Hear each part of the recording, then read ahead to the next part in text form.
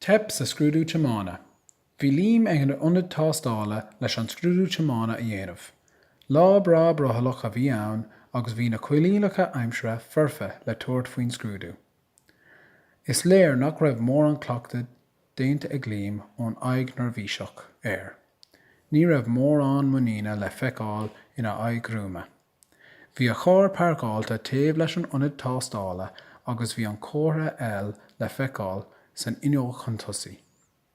Bhí daddy liom ag imeacht leis fad a bhí an scrúdú féin ar siúl. Hastig mhaith siúlóid a dhéanamh timpeall an bhaile.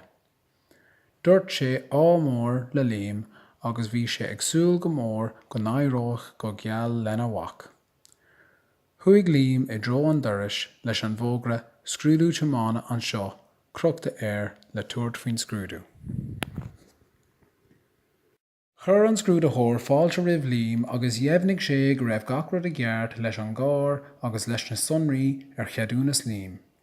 Sulan nearna liom aon tomád chur an scrúdaitheoir cúpla ceist ar liom mar gheall ar theoirech tiomána. Bhí aghaidh imníoch ar an scrúdaitheoir agus é ag líne isteach freagraí liom. Is léir go nearna liom cúpla mancóg.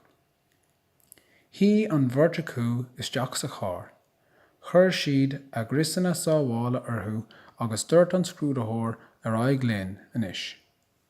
Chas liom an ochar leis an gcár a thosaú agus chuir sé a gá lámh ar an rostúrtha.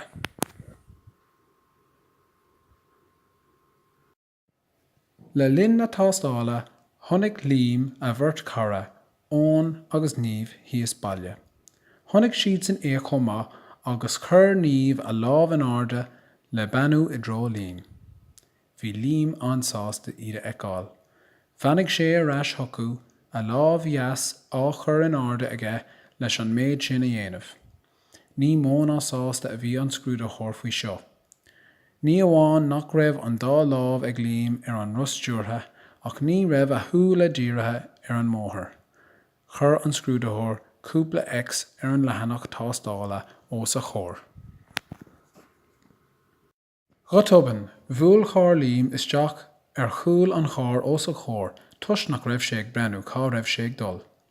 Níor thuig an tiománaí chun tosaí céir a bhí tar éis tarlú ar churbe. Buinú get mhór as an bhfear bocht le cruiméal agus capín ar chligean. Tháinig níomh agus ón an achtra agus bhí lámh ar a bhéal ag ón agus lámh ar a brulach ag níomh. Bhí siad iontach bortha. Tubail sé cheart a bhí ann. Thuig liom láithreach go raibh teip faighte aige ach ba cuma leis faoi sin in áiríre. Bhí sé bortha an raibh dochar ar bit déanta do chár iad. Dá méoch irid is scríb ar ní bhéh cead ag liom é hamánt go Joan in nóir. Bhí an scrúdaitheoir béal íte leis an net a buinneach as.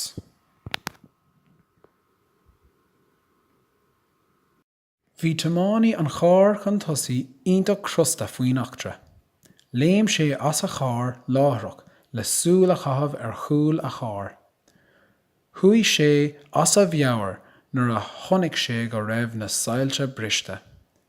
Thug sé iad a béal go fíochmhar dómh agus chuir sé fios ar na gardaí. Nuair a thuirling an garda leis an scéala isrú, bhínig an scrúdaitheoir an cás. Dúirt sé go raibh liom ag tiománt mar chuid den Scrúdú Tiomána agus gur timpiste a bhí ann.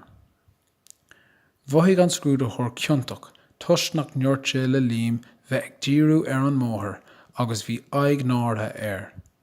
D'éist an garda go chomach le gach leagan den scéal. Nuair a bhí na sonraí go léir bailithe ag an náirda, dúirt sé go mbeadh ar formacha a líne agus gléachanna a chur. Ach gheall sé go mbeadh sé deagháil lo go léir go luath ina dhiaidh sin. Dill liom agus an scrúdaitheoir ar an ionad teastála agus thuaidh siad isteach chuig an oifig leis an scrúdú a phlé. Ba leis a rá gur theip ar liom sa scrúdú ach níorbh aon ine é sin do liom. Bhuail sé go láidir do liom béim a chur ar an ghlachta ribh chur isteach ar an scrúdú a rís agus a bheith ag tuairt ara agus é amón tiomána. Cé go raibh díomá ar liom faoin tura, ní raibh aon ine air.